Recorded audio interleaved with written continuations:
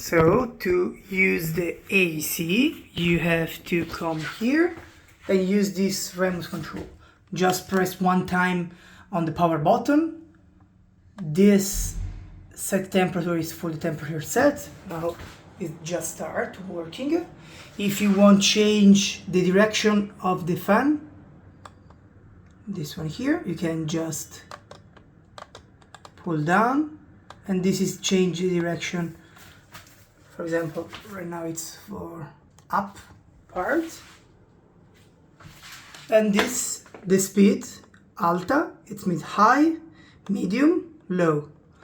Please don't use this mode. This is to change from cold and hot here. So always leave on freddo, it means cold.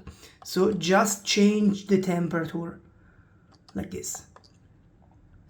And in case the speed, maximum, it's alta.